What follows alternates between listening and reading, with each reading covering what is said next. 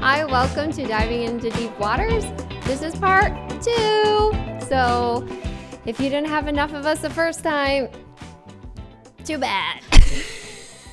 Tough for you. The first one was a little longer than normal, but we've rearranged, so we can see the timer now. We can hopefully, can you see the time? I think so. Kind of. I don't know where it is, so. Who knows? This one could be just I'll just be like, we gotta wrap it up, Kara. But I think we did determine this is probably a 3-part, unless we get through this super fast. Yeah, I guess we'll see. I'll just say yes, no, maybe, kind of, sort of. Give straight answers, straight to the point. Then we won't dwell. Yeah. Yeah, it'll go we wouldn't have a podcast. Yeah, then it might be boring. Then they'll wish there wasn't a part 2 and a part 3. Yeah. They'd be like, we're done. We're good with part 1. Yeah. We're good. We've checked out. We also decided when we're done recording, we're getting coffee. Yes. More coffee. Maybe we should have got to the worship team, and all the tech people are like, what about us? We're the ones that make them. When you mute them. Yeah. She likes to do that sometimes when someone's talking, and she'll mute it, and it'll be like, yeah, she thinks it's hilarious. I don't mind it you when have a lot of control in the sound booth. Like the one time that Paul was like, put the name on the screen, and then I like quickly put in his name on the screen, and he was like, no, that wasn't the name. There was no name, but it was funny. You got a lot of power in that sound booth. You do. You can mute us. You can stop us. You can. The worship team can't do what they're doing without the whole sound booths, and which we have so many. You have a lot amazing of volunteers. Like it's not like I could not do any of the things that I do without all of the people being back there. Because like there's pro presenter, there's the soundboard, there's the live stream, there's lights, there's so many things. There's a lot of technical things to do. I did see another meme that was funny. It was when you're the pastor's kid and you're also the sound person and the bass player. So the guy was like playing bass plus like doing the slides. Like, that's really funny. Yeah, I was like, that looks like a fun job. Mm-hmm. So yeah, I mean, church requires a lot of people. It does. It takes a team. Like we have production meeting every Sunday morning with everyone, and this room we meet in this room, and it is packed. Yeah, it is full. Yeah, like everybody's like, I mean, there's room, but like shoulder to shoulder. We're all a huge circle. How many people do you think come into there? 15, 20? Yeah, 15, 20 people. Yeah, there's a lot. Yeah, and that's just like the, like the worship team. Like, that's not kids ministries or anything like that, or a coffee bar. They're usually out there. They're already working. They're already at it. They're in it. They're in it. They're in the thick of it. They are. Into the thick of it. Do you remember that? When that was a thing? Into the thick of it. What did it say after that? I don't know. I only know one-liners of things. Well, it only had like one word after it. Like, ugh. I think that was it. Oh. Ugh. I feel like that's what like someone was singing a song. Oh, Mr. Sun, come out, Mr. Sun from Barney. And then like my worship team knew all the lyrics. Here's what's funny though. Okay, you know this. They don't know the lyrics to any other song, but they knew all the lyrics to Mr. Sun. That's really true. Do you know what I mean? They're always like, we don't funny. know. If the lyrics go out, they look like deer in a headlight. But they know Mr. Sun. We're just going to incorporate Mr. Sun. We'll just sing Barney for Barney, and we're good. It's fine. We're fine. In the words of Liz, it's fine. Except, okay, so this is a quick story. Liz on my worship team, she does say it's fine to everything. Like the whole time she's been on our worship team, which been in a couple of years now, I think. And so, but 2 Sundays ago, Paul moved my keyboard by himself and dropped it. And I walked in and he was like, hey, I dropped your keyboard. And she was like, are you freaking out? Because I am. And he was like, this is the first time he's ever heard her say, he goes, it'll be fine, right? She goes, it is not fine. You know it's bad. If Liz is saying I know. She kept saying it all morning. It is not fine. I missed this. I wish I would have been there to hear it. She's going to have to do a reenactment. Liz, if you're listening to this, we need a reenactment. I wasn't there. She did. She kept saying, it is not fine. She was like, I don't know why you're not freaking out. I'm like, what am I going to do? Like, It worked. We had to run home and get a different pedal because he dropped it on the pedal. Oh, so I wasn't there for that. Yeah. I came in late. Yeah. I was probably getting my coffee. You probably were. Which we didn't get. Yeah. Anyways, yeah. So sometimes it's not fine. Sometimes. I think we should get shirts sometimes that say it's fine. It's fine. And we just, if Liz hopefully is not listening to this, but then we just all show up on a Sunday with an It's Fine shirt, like if it was her birthday or something. I love it. That would be really fun. Okay. Are you going to remember that idea? I've been thinking about it for a while, so maybe. Oh, yeah. Okay. I don't know why. All right. I just think it would be fun. It would be fun. I will probably forget. Okay. I don't know when her birthday is, so that doesn't help. We'll have to find out. Me neither. We'll have to ask. I'm bad Not with because birthdays. I don't care about when people's birthdays are. It's hard. I feel like it's a lot of pressure. Honestly. So much pressure. Like, if you're not on Facebook, yeah, I'm not going to remember your birthday. Yeah. I'm just going to say that from now on. It does not mean I don't love you. It doesn't mean I don't care about you. It just means I can't remember. That's same. That's literally as far and deep as it goes. I can't remember. See, I think that's a common thing, though. I think everybody feels that way. But some people are like really good about it. Like they'll rattle off like their friends' birthdays. And I'm like, how? I think that's the minority. I think the majority can't remember. I know like one person's birthday because her birthday is. I remember me, myself, and I. Because their birthday is 2 days before my birthday. Oh, okay. So, Josie. Her birthday's 2 days before mine. Funny. So that's easy. Yeah. That makes sense. I don't remember my kids' birthdays. I have to think about it. I don't remember Kinley's either. Whenever I have to fill out paperwork. You have one kid. One. I don't like to remember things, okay? It's a lot of mental space, okay? Also, I remember Amanda's. Brian's birthday is on the same day as Einstein, so I don't have to remember his. I just need to Google Einstein's birthday every year. Are you serious? Yes. That's bad. Serious. I know it's March, but I'm not. March. Einstein. The vicinity it's March. Some March. And March, I start Googling. Birthday month. And I get it. Let's change if I it. forget, Kinley will remember. She's good at that. Okay. So she's like, Mom, actually that happened this year. She was like, it was like a few days before Brian's birthday and I didn't remember. And Kinley was like, Mom, are we doing anything special for Brian? And she didn't say Brian. So Brian, are we doing anything for Brian? And I was like, bless you, child. Thank you. You're the best. Yes. So, and then I told Brian, I was like, oh, sorry, I was forgot. He was like, I was wondering how long it would take. And I was like, I'm sorry. So he knows you. Yeah, he knows. He knows. He's not upset. But he's unoffendable. Mm-hmm. He is. Yeah. Mm-hmm. You have to be unoffendable in life. You do. It's something we're all working on. Well, they did a class on unoffendable at church, and I probably should have taken it. I thought the same thing. Honestly. I probably need that class. I've been like Judy attitude, and I was like, wait, well, what? Judy attitude, you know? What is that? I don't know. I've been a Judy attitude. Does that just mean like your feathers have been ruffled? Yeah. Okay. Mm-hmm. Like you're I've just been irritable lately, Oh. and everything has been like annoying me. And then prayed about it, and God was like, there was a class at church. There was a class called Unoffendable, like, and you should have taken praying. it. And I was like, it's done now. I don't know. Sorry, God, can't go back. Yeah, I'm sure he wasn't impressed. probably not. What were you saying about Amanda? I don't know. Oh, okay. I know her birthday. What about the other ones? Wait, should we be putting this information on the internet? Probably not. You don't know whose is whose. So Put like a censored bar Yeah. over your mouth. So they'll people think I you're swore. Is she swearing on her podcast now? We took a different turn. At 200 episode, that's when you bring out the swear word. You know what? This is what's going to happen. Because the older you get, the less of a filter you have. What's going to happen as I get older? I don't know. If I'm still doing this, Maybe that's Then- when the swear words come. then you might have to bleep some stuff out.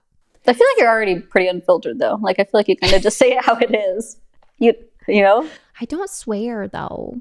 But you don't swear in I general, swear. so No, that I wouldn't don't. come out. No, it's not going to come out. But do you ever think about people who are like in accidents or something happens to them Mhm. and then they Swear? swear like all the time? Oh, like it they alters yeah, them like when they it swear? altered, yeah, like Oh, their I thought you meant like personality. they stub their toe and they swear. I was No, like, no, I'm gonna be no. real, Like I've they done have like brain damage or something, and then they like swear all the time. Yeah. Maybe it's in there. Maybe. And it's coming out. It comes out. Yeah. Just took a big accident. Out of the heart, the mouth speaks. I don't know. Something there. Then this podcast could get really... It had the little E on it. Yeah. Explicit. Yeah. Yeah. What happened to Erin? She was in a car accident. We just... It's fine. It's fine. It's fine. We have grace. Liz, circle back. You know? Yeah. All right. So... This is why the last one was so long. I know, because we just ramble. This is what happens when you put two people and microphones and cameras. Who can talk? Okay, you got questions? Okay, I got questions. So I got answers. You got answers. Good. Or else this would be really awkward. You just stare at me. I'll ask a question, you stare. I'll just stare. Or I'll say yes. Yeah. Okay. No. Maybe. The Midwest. And you can derive what you think I say from there. That could be interesting. Could be. Okay, so let's dive into this. Okay. So tell me about your experience with the church growing up. I think I mentioned in the last podcast that we grew up in church. So everything was church. And the church, I don't really remember the church I was part of when I was real young. But then when I was 7, we went to a church and our friends went there too. Or they ended up coming there. And I think we found family, because when you don't have family around you and you're not doing things with your relatives and stuff like that, because we didn't have that, I think it was my mom found support for herself as a single mom. And then just for us in general, it was family.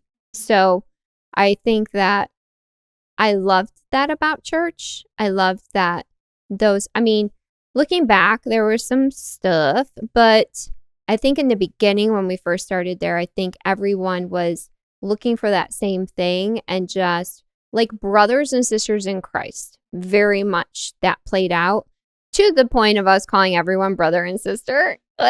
You're one of those churches. Yeah, we were one of those churches, like Brother Mark and Brother Tom and Sister Mary and Sister Denise. Was that just normal verbiage growing up? Totally normal. Yeah. I only knew it wasn't normal when I would go to school. And I'd say, Brother Tom said this. And they're like, who's Brother Tom? And I'm like, Brother Tom. Mm-hmm. Normal. And? What is your question? What's the big deal? And then one friend was like, Erin, most churches don't do that. But I just didn't care. I loved my church. So they were like family. It was family. It was always, looking back, they kind of divided you from your family kind of thing. We are your family. We are your family. But I don't know. It just, for us, that was a place we felt we were home. So they were really welcoming to your mom and your situation. Yes. And I think too, we got involved. I think that that's part of feeling home at a church is when you get involved. Because I think a lot of people, they just attend church. But when you don't involve yourself, you're not going to feel that connection to it. It is just going to be the place that you walk in and you walk out and you kind of mark it off oh, I went to church. But I think when you serve at a church, whether that's, and not we grew up you have to serve. And we didn't always serve in an area you wanted to, but that's not how serving should be. It should be things that you want to do and you find joy. You find your joy in them. But I played flute in we had an orchestra at our church. It wasn't a big church, but a lot of people played instruments and a lot of us young people played instruments. So I worked years to get to play the grand piano at church. That was the thing. That was the thing. And I made it to play it on a Wednesday night. Wednesday nights I could play, and then we left. So I worked all those years. How old were you? I didn't get to start playing at church really until I was 17, 18, 18, I think. Okay. Yeah, they were, I played my flute much younger. But I played your flute at church? Yes. Oh, yeah. So we had violins, we had trumpets, we had flutes, we had recorders. My grandma had her tambourine. And her triangle. That was a good time. So my grandma wasn't in the orchestra. I think she just was. She just was by herself. Like she was in the pew with her little. Oh, that would get, if they were off beat, that would drive me insane. I think she must have. Because I think they would have told her. There was also these things like, I don't know what they're called, but like it was a big rave, like at our church. They were like this, it had strings and it had like, you could play music and you could strum it, but you would press buttons.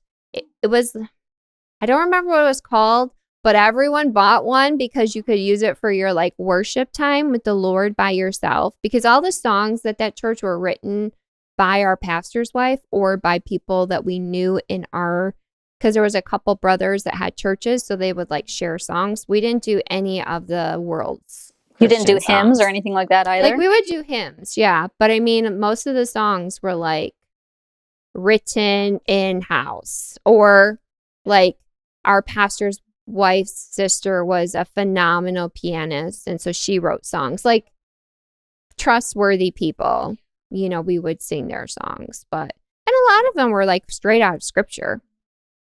So they were good songs. But I mean, it's funny because I've seen some of their services and they still sing some of the same song. Basically, most of the songs that I sang as a kid. So we didn't really progress in that area at that church. They stayed. They're like, we like you know how to play a song forward and backwards. You could play them with your eyes closed because we just knew them so well. Yeah. Maybe that's what we need. So that way, if the words ever quit on the street, everybody will know. We just don't have new songs. You just know. Yeah. Same 5 songs. No, they had more than that. Just kidding.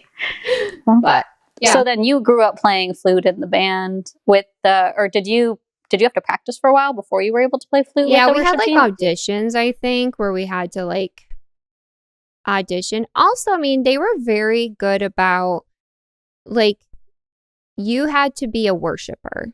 You know what I mean? It wasn't like you were playing and you just played. Like, so we had what we would call the song of the Lord. So that would be in between songs. And that was just basically like people singing in tongues or singing by themselves, or just like a word would be spoken. And so you had to really know how to flow with the spirit kind of thing. So you weren't just willy-nillying it up there. Like you had to be accomplished. And they would probably the word anointed would be, you know, like you knew how to flow. Yeah, you could follow what was happening. Yes. And go without a plan. Yes. Which, there you have it. That's where I learned it from. When people, that just hit me right now. Really? Yeah. I just realized that right now. That's kind of similar to our worship because team. I'm all over the place. And I think I've just never... Yeah, we have a plan. We do. We just don't stick to the plan. It just, usually one of the songs get changed and you want to go back and repeat something. Because I would say we follow the plan pretty good. Yeah, it's just usually like a song that we go back on. But I think that's probably where I learned it from, was you are sensitive to the Holy Spirit. And I mean, I wasn't leading worship there or anything, but that's how worship was. They taught you to be sensitive to what God was doing. They did teach you to be sensitive, yeah. And I think that was a really, I mean, we can always look at things in our past, all of our experiences, and there's pluses and there's minuses. And I think often sometimes when we walk out of an experience or out of a season in our life, we only see the negative instead of looking back and saying, like, there were positive things I learned. And had I not gone through that season like that, I mean, would I be the worship leader that I am today if I hadn't learned some of those things? I learned to be good at my craft. Like, you weren't just getting up there to play, and I had to work. I mean, I got to play Sister Sharon's organ, and that was a huge deal. Like, no one touched her organ. So when she let you can see that too today. Huh? Nobody touches my keyboard. I'm so weird about that. I'm so territorial. You learned it from Sharon? I learned it from Sister Sharon Byers. Don't touch my keyboard, people. So two things. Two things you've gotten out of there. Two things. we learned a lot of good parenting things from that church. I mean, learned a lot of good, great things from that experience. So, and I mean, I definitely had encounters with Jesus Christ. I mean, I know that I did. So I think it fostered a relationship with the Lord. I think there was some lack in grace at that time. We went through a period as a church where a lot of things were hard and we lacked grace. And I didn't learn that until I left that church. But I think there was other beautiful things that I definitely gleaned from that church. So. Were there things, I mean, I feel like we kind of just answered that. What were there things about the church and the body of Christ that gave you encouragement and hope? Yeah, I mean, I think for a family that didn't have two parents, I mean, I'm sure there were times that there are situations I probably don't even know about. You know what I mean? Where they stepped in and took care of our family that I probably don't even know. If I know them the way that I think that I do, if I were to look back, you can see that when you're older. I think there are lots of things where they probably stepped in and helped probably. I remember we took my sister to college in New York and we were driving back and our car broke down and my mom called the pastor of the church and he drove and he came and got us. So, I mean, that wasn't like around the corner, you know, like I remember he had Jolly Ranchers. I don't know why this sticks out and, you know, little things are memories, but he had Jolly Ranchers and I was like, I just thought it was the best thing because I never got Jolly Ranchers and he shared them with me. You're like, thank you, God, for I was like, hey, this worked out really well for me. Yeah. I got some Jolly Ranchers. Also, my mom would fall asleep driving. Oh, yeah, she was bad. Oh, no. And I actually always said I would not marry someone that did that. And I did. Paul does that? Paul? He doesn't fall asleep, but he gets tired driving. So, like, you kind of got to stay awake. Unless he has music. When he has his music, his 80s music, he's good. But otherwise, like, he's just, I mean, I get tired in the car too, unless I'm driving. If I'm driving, I'm fine. Then you're awake. Yeah. But my mom, and I just remember thinking, oh, I could go to sleep because he's driving. Literally. I remember thinking that, like, I don't have to worry about my mom driving off the road. She would literally just like fall asleep. She would fall asleep. And like start drifting. I'd have to say, Mom. Dang. So I had to stay awake. Was she afraid of that?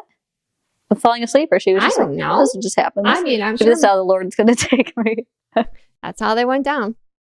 I don't know. So did your sister have to like stay alert too to like wake her up?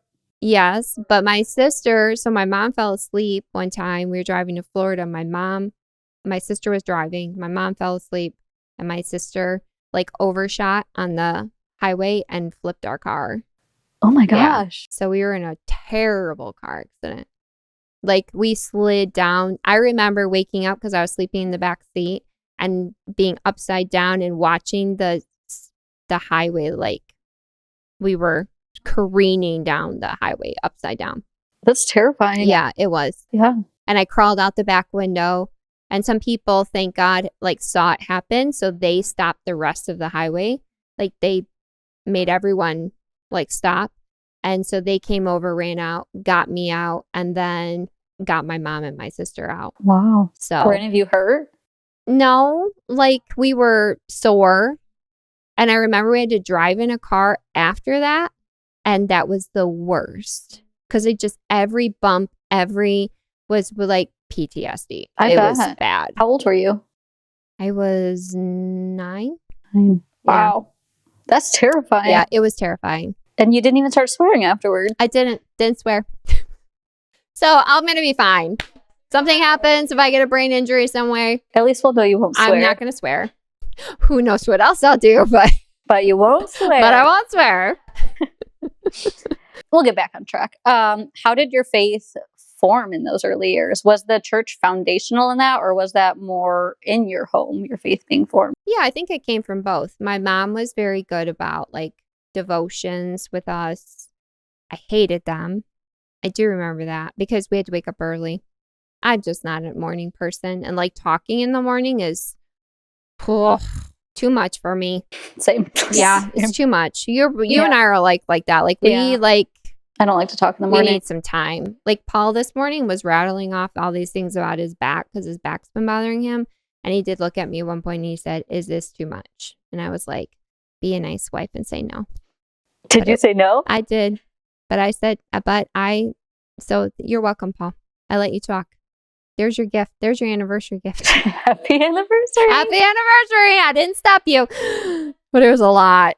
It was a lot. And then Abby was like a little testy this morning too. And you know what Paul said? He goes, "I'm going to go in the car where it's safe." Oh, no. Yeah, that's what he said.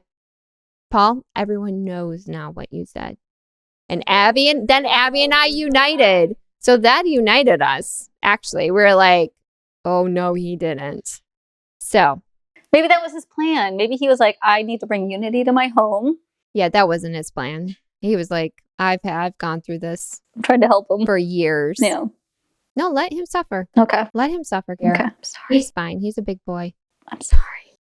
Anyways, so the church definitely. So we had a program. It was kind of like, and I've talked about this before, but Calvary Crusaders. It was a program that they came up with for us kids. And it was instead of Boy Scouts and Girl Scouts. And I would say I loved Calvary Crusaders. So was it like a Sunday program or like? No, it was a Wednesday night program. So like you learned verses, you earned badges. We went on camping trips. It was just like how you earn all your stuff. Oh, like Scouts. Yes. Yeah. They went all out. Yeah. With it. Like we had these red shirts and our jeans, and we had our little, I think we had handkerchiefs, I think. And we had our badges, and you could earn them certain ways. And yeah, it was awesome. That's pretty cool. I loved it. I actually ended up messaging the creators of that and just thanked them, because now as an adult, I realize how much work they put into that. And like they did everything themselves. And I was like, just so you know, like that was such a great part of my childhood, was having like all the investment. And they had like, especially for me growing up with a single mom, there were other dads that were part of that. And I felt connected, like I could talk to them if I was feeling sad about not having a dad or any of those things. And they were just amazing. Aww. It was a great. So really, did that help you then with your struggles with not having your dad in the picture? Yeah, I think so. Because they would like talk to you. They'd pray with you. One guy in particular, Brother Tom. And again, I've thanked him too. Because I mean, I think as an adult, you just look back and so as you're going through life and there are pivotal moments in your life that things have happened, tell people. Because people don't know. And that could just be the encouragement that they need to know, like, hey, I did make a difference. And those people made a lot of difference in my life. And so I think it's important to let people know that they had an impact on your life. Yeah, for sure. So sweet. I really like that. Especially now, VBS is happening. Yeah. And there is so much going into that. There is. So thinking about all of that, they did that stuff regularly. They did. Like, that's a lot. Every week. It's a big investment that they made. Sure. Yeah. So if you're helping out with your VBS at church or camp or programs, like you're investing, you're doing deposits, and it's amazing. And I know it's tiring and kids are tiring and all of the things, but you are making deposits. And so do it. It really makes a difference in kids' lives. Agreed. So at the same time, you've shared that you've also experienced abuse in the church, and that's hard. Are you open to sharing that about abuse? Yeah, I think that church life, you often hear people say, I don't go to church because something happened. And my rebuttal to that is things happen at work, things happen anywhere you go, and you still go back, right? So not saying go back to the place that's abusing you or the place that's not good for you, but don't let that taint everything else in your life, because that's what Satan would love to do, is disconnect you from the body. And so I think that, yes, things happened in lots of different areas in my childhood church, in the churches that we were a part after that, where, controlling, I think, is a big one of them, is that I think there was this idea of the pastor being so supreme and then the rest of you weren't. So in order to get your, speaking from God, it kind of felt like we were going back to the Old Testament. Like Moses is told what to tell the people, right? Like the people don't hear directly from God. Moses tells them. Well, that's an Old Testament thing. Jesus dies on the cross. He rips the veil. He makes a way for us to hear from him. And not that you shouldn't go to people and ask for counsel. The Bible says it is wise to ask for counsel. That's wisdom. But I think a lot of it was very controlling and telling you what to do and what not to do, and taking out this piece of allowing you to hear from God yourself. And that is important to know how to do that, because at the end of the day, they're not responsible for what you do. You are.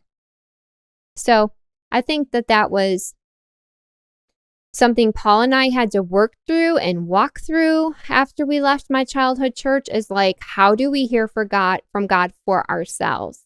And also when we left that church, people questioning our Christianity, that was really hard, because it was like, I love God the same amount that I did before. And I think, again, like some people did swing.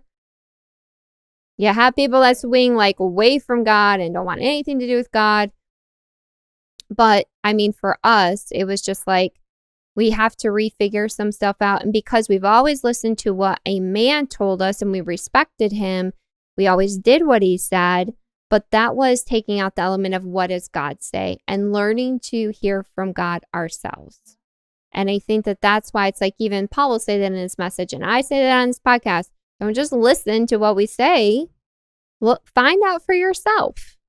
That's why you should be in your word. The Catholic Church years ago did not incorporate, it was like in Latin. We were just talking about this with someone, like all this, the messages were in Latin. Well, how are people supposed to know what you're saying? Like that doesn't build relationship.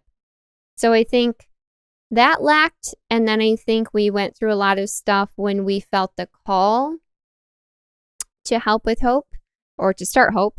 And so, again, we could have just been like, I don't want anything to do with Christians because we had this bad experience. No, that was one isolated experience. Yes, we got kicked out of a church. It's fine. It's fine. It's fine. Fine.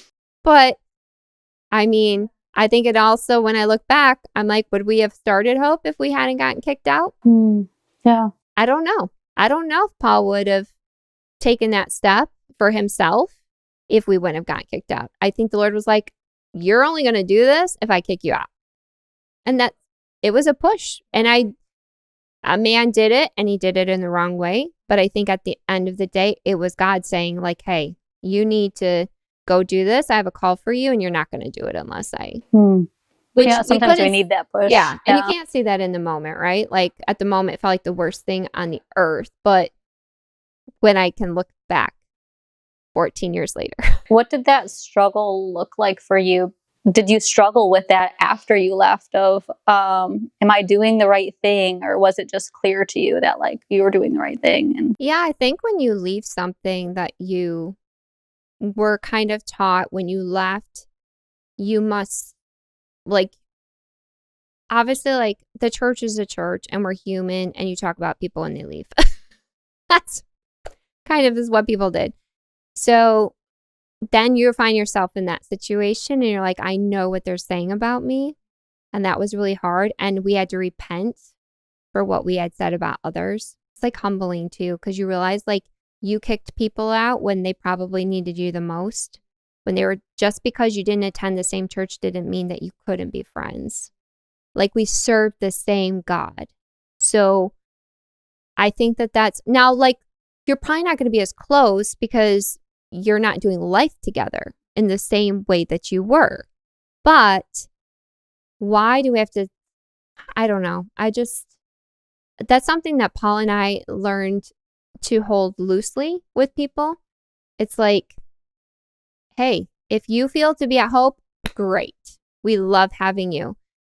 Has it hurt sometimes when like really close people have left? Yes. But we have determined in our hearts to hold loosely because it's not about one church.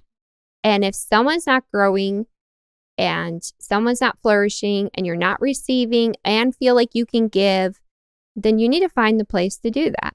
And sometimes not one church is for everybody. Everybody learns differently and receives differently and wants to be a part differently, and that's okay. Do I think my church is the best? Yeah, I do. Because it's my church. I wouldn't go here if I didn't. Someone said that one time and I was like, that sounds so arrogant. And I was like, no, that's so true. Like, I love my church. And if I didn't, then I should find a new place, which might get a little awkward.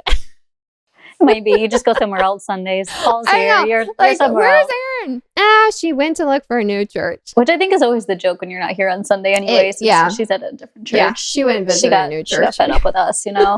She didn't like us. I just want to find something new, something different. Yeah. Spice it up a little bit, but keep it fresh. Yeah. No, I think when you leave a place you've been at a long time, you definitely question your decision.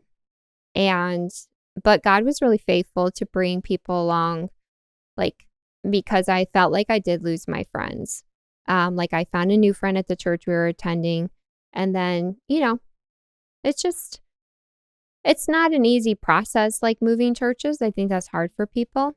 And especially if you know, feel like there are things that you disagree with, that, you know, stuff like that. I mean, but you and I have talked about this personally. Like, I still believe in being honorable when you leave a church and letting the pastor know, because I just think it's honorable. I always want the blessing in what I pursue next or where I feel God's taking me next. And so that's something that no matter what the differences we've had, we've always gone to the pastor and discussed it. And even though, like, you know, sometimes they try to change your mind or whatever, but it's like, no, this is where God's leading us. And we haven't, except for the one where we got kicked out, which we tried desperately to mend that and it just didn't happen, which takes two. Mm-hmm. But all the other situations we were able to leave with, you know, okay, you know, like not burn the bridges. And so I think that that's something we've really strived, because like, how can God bless us in our next venture if we're not being honorable to those that were over us and were our spiritual leaders? So that makes sense. Was the church that you were kicked out of, was that the church that you guys helped plant? Yeah. Because you guys, so how did that transition happen from leaving the church that you were at to starting a church plant? This church plant or the plant before this? Not Hope. The one before that. So that was just a whole, Paul and two other guys felt this word of holy discontentment was the word. And just, again, not feeling fed, not feeling like they could get behind the vision of the church, because that's the thing. The pastor is the person that has the vision. He has to have a vision. In order to lead a church, you have to have a vision. So, and what do you mean by vision? Just like a where goal is that church going to go? Okay, like, or like what a is vision. Important to this church? Where are we going? How are we going to get there? What is, like, I think some churches have niches, like they're really good at different things, which is beautiful because we all come back together to be the church, not just one church. And so you might be in a church and you feel like, because here's the thing, pastor's not going to change his vision for you. And that's okay. Like, I've said that in leadership. I'm like, listen, this is where we're going. And if you can't get behind that, that's okay. But that means you're not going to serve on this team, because that's not going to work. So if you're in a church and you just think that the pastor, you don't like where he's going, then why are you going there? Go to a church where you can get behind what that church's values are and what's important to them. And, you know, like, you have to be able to back the vision of the church. You know, like here at Hope, we're like real people serving a real God. We want to be a part of our community. We feel like that's important. We want anybody, no matter what social standing you have or how big your house is, how small your house is, whether you come fancy, you don't, like, you are welcome. There is hope. So I think that's an important piece of your church experience is finding a place that you're like, I can back this up. Because if you can't, you're not going to go to church. Yeah. You're going to miss. You're going to be mad all the time. Yeah, you're going to be irritated. Yeah. And you're not really growing when you're frustrated. You're not going to grow. And that's why we left the church that I left when we were kids, is because Paul and I got to a place where what we believed didn't align with where the pastor was going. So that means we needed to change for us. And how old were you when you guys made that change? I was pregnant with Amanda. Okay. So I was like 22. Yeah. So I'd gone from that church from 7 to 22. So then Paul and another guy, was it a friend of his? So him and two friends, we were like couple friends, didn't know anything. And we're like, well, let's just start a church. Yeah. Crazies. And I mean, it was maybe not set up, and I wouldn't redo how we did it. Like, I think there was 3 guys, and the one guy who was going to do most of the work, it was just determined he would be the lead pastor, and he wasn't a shepherd at all. What do you mean by that?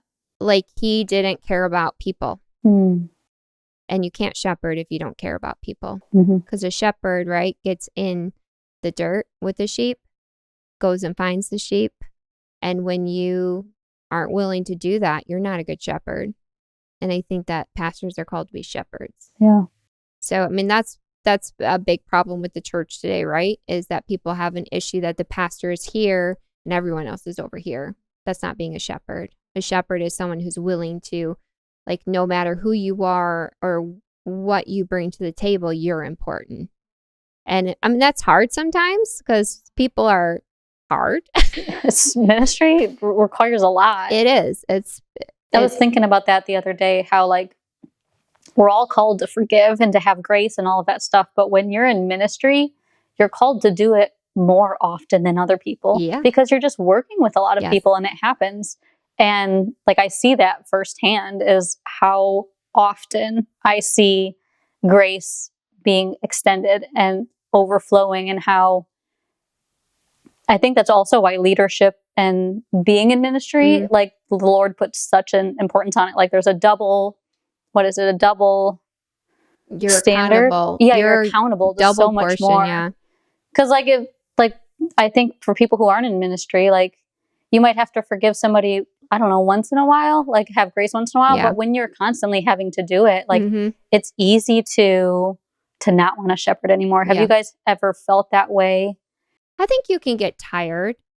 I mean, I think there's been points where our grace glass is not full.